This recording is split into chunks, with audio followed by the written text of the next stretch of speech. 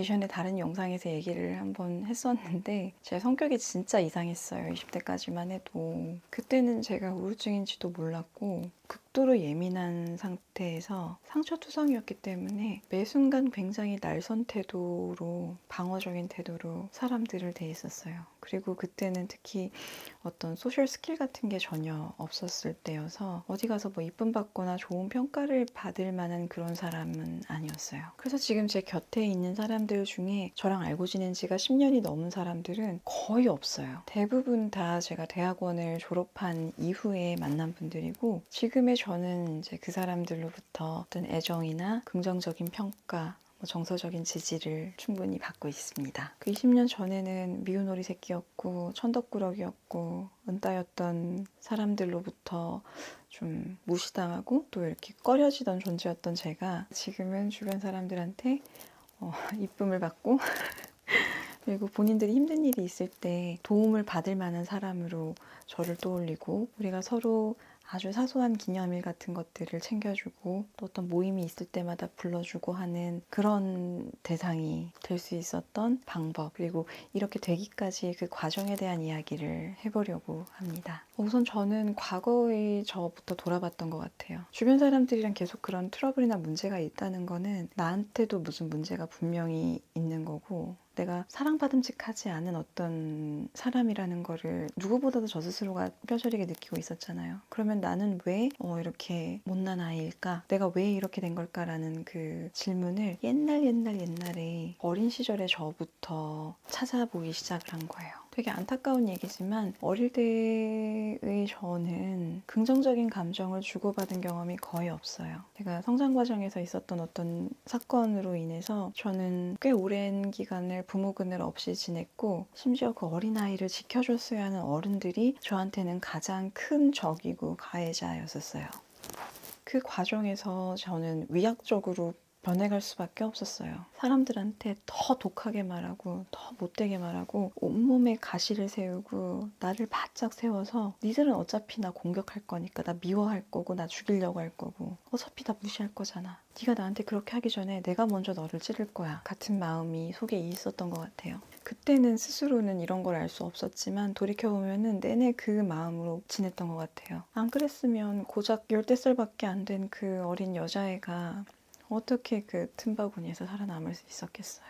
그렇게 독하지 않았다면. 내가 싸우고 이겨야 되는 대상은 어른들이었기 때문에 나는 그렇게 나 스스로의 행동을 만들어 왔는데 제가 문제가 있다고 인식을 하기 시작한 건 대학에 가면서부터였어요. 처음으로 뭔가 사회생활이라는 걸 하게 되는데 동기 여자애들 사이에서 은따 같은 것도 되고 가장 큰 사건은 제가 중학생 때부터 평생 친구라고 믿었던 어떤 친구들한테 저의 잘못으로 절교를 당하는 사건도 있었고 이런저런 일련의 사건들로 인해서 내 행동이 분명히 문제가 있구나, 내 태도가 분명히 문제가 있구나, 그리고 이걸로 인해서 내가 사람들로부터 버림받고 외톨이가 될 수도 있겠구나라는 거를 깨달았던 것 같아요. 그래도 긍정적인 부분은 제가 아르바이트를 해서 돈을 벌 수 있게 되었고 그걸로 인해서 저의 어떤 행동의 제약이 또 줄어들었다는 거, 제가 스스로 할 수 있는 일이 생겼다는 거, 그런저런 굉장히 혼란스러운 시기를 보냈던 것 같아요. 20대 초반에는. 당시에는 깨닫지 못했겠지만.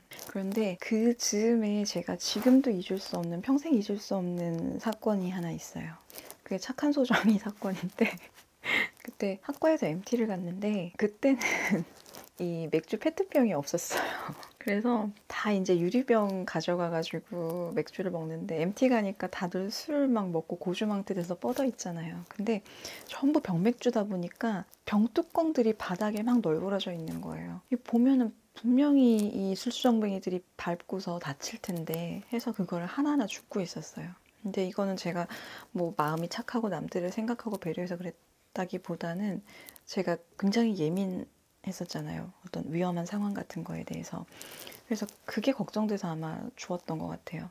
근데 그걸 하나하나 줍고 있는데 저희 과의 선배 한 명이 저를 보더니 그거를 줍고 있는 거야? 와, 착한 소정이 이러시는 거예요.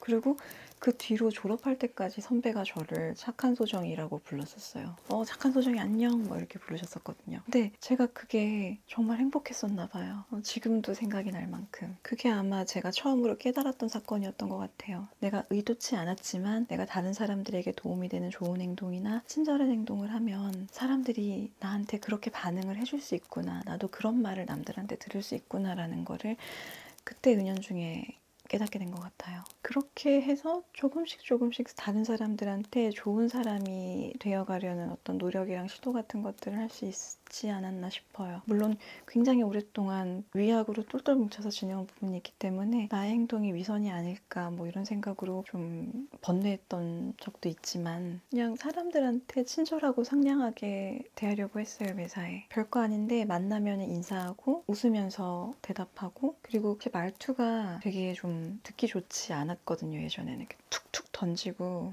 괜히 그 기분 나쁘게 하는 말투 있잖아요. 제가 대구 벗어나면서 사투리를 가장 좀 빨리 고쳤던 이유 중에 하나가 그 말 한마디로 천냥빚을 지게 만드는 그 말투가 너무 싫었어요. 그거를 빨리 고치고 싶었고 그래서 좀 사투리를 빨리 고친 것도 있어요. 그래서 평소에 사람들이랑 얘기하다가 이렇게 말 이렇게 툭 튀어나오려고 할 때 순간 이걸 딱 잡고 그냥 입을 다물어 버리고 말을 안 하고 더 많이 듣고 웃으면서 들어주고 반응하고 이게 소셜 스킬이잖아요. 이게 그러면서 이제 스킬도 점점 느는 거예요. 이제 악순환의 고리가 끊어지고 선순환의 고리가 만들어지기 시작하죠. 근데 여기서 제가 그때의 저랑 비슷한 분들을 생각해보면 여러분들한테 또 드리고 싶은 어떤 하나의 팁이 있는데 분명히 이거 지금 나랑 관계를 맺고 있는 주변인들 상대로 하기 쉽지 않으실 거예요. 이미 왜냐면 이 사람들과 나의 관계는 안 좋은 쪽으로 네거티브한 쪽으로 이렇게 좀 정립이 되어 있잖아요. 내가 갑자기 이 사람들한테 가서 상냥하게 대하고 웃으면서 대하고 뭔가를 하면은 이미 나를 이 사람들이 싫어하고 있기 때문에 내가 그들한테 이런 친절한 반응이나 이런 것들을 했을 때 되돌아오는 반응이 오히려 더 상처가 될 수도 있어요. 얘 왜 이래? 웃기네? 그렇게 우리랑 친해지고 싶은가? 뭐 이런 것들. 그러면 또 상처받잖아요. 그럼 안 되고요. 이건 초반에는 나랑 어떤 관계가 없는 사람들을 대상으로 시작을 해보세요. 누가 가장 좋을까요? 서비스직에 종사하시는 분들이에요. 저는 고객센터 같은 데 전화할 때 되게 친절하게 얘기하고 인사를 꼬박꼬박 하거든요. 그래서 제가 말투를 고쳐야 되는데 입에 붙어버린 게 고객센터 전화해가지고 뭐 얘기하면은 이게 그렇게 뭐 경쾌한 상황도 아닌데 제가 냉냉 이렇게 대답을 해요. 이거는 좀 고치고 싶어요. 너무 싫어. 근데 그러니까 그런 식으로 이분들은 이미 수많은 진상들을 상대하면서 정서적으로 굉장히 피폐해져 있는 분들이잖아요. 이분들이 도움이 되었다면 고생하셨습니다. 도움이 많이 되었습니다. 감사합니다라고 인사를 하고 이분이 나의 문제를 해결해 주지 못했다고 하더라도 수고 많으셨습니다. 감사합니다라고 그냥 그 짧은 인사 한마디 하는 거를 통해서 이분들은 저도 그 패스트푸드점에서 서비스 알바를 해봤기 때문에 아는데 그 앞에 진짜 많은 진상들이 있었어도요.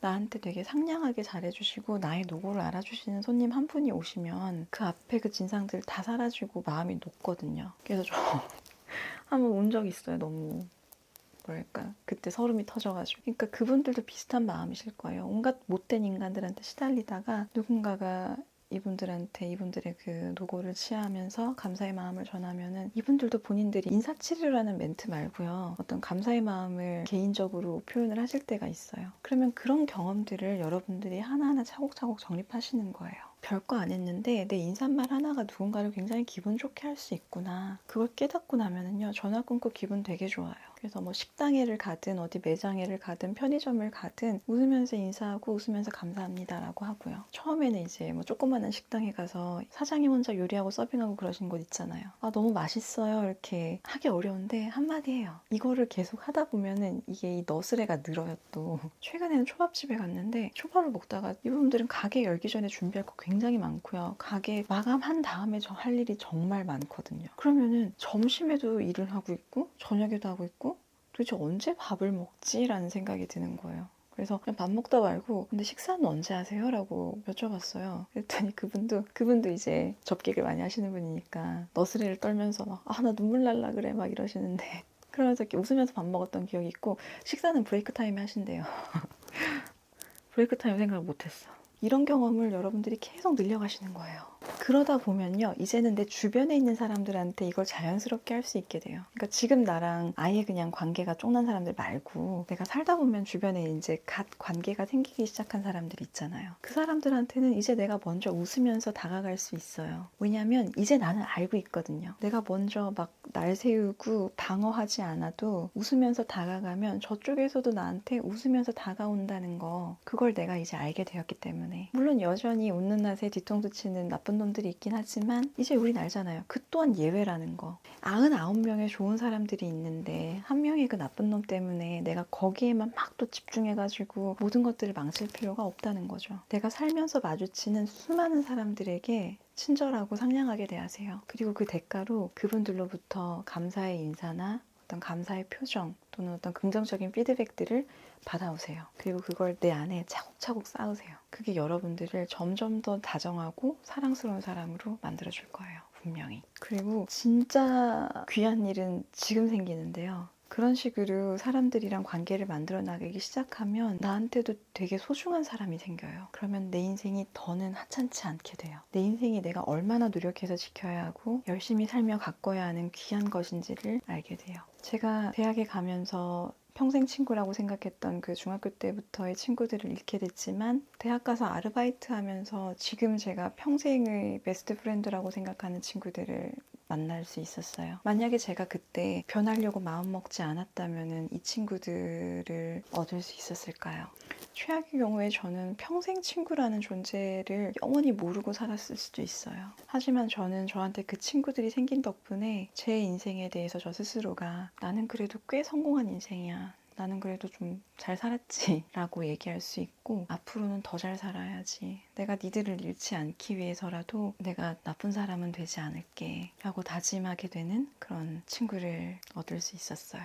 한간에 그런 말 있죠. 뭐 어렸을 때 친구가 진짜 친구다. 우리가 사회에 나가서 만나는 친구들은 뭐 다 어떤 조건이나 계산으로 맺어지는 친구다. 뭐 이런 얘기하는 사람들이 있는데 저 그런 사람들 진짜 나쁜 사람들이라고 생각해요. 그러면 뭐 우리처럼 학창 시절에 그런 친구 못 만든 사람들은 평생 친구도 없이 살다 죽어야 되나요? 절대 아니에요.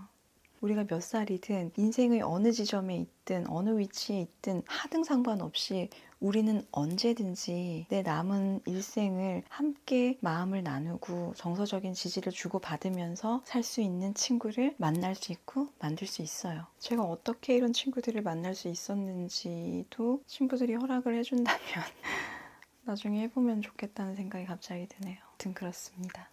오늘 준비한 얘기는 여기까지고요. 내일부터는 여러분들이 세상 속에서 상냥함과 다정함을 주고받는 경험을 하시게 되기를 바라면서 오늘도 평안한 밤 되세요. 안녕.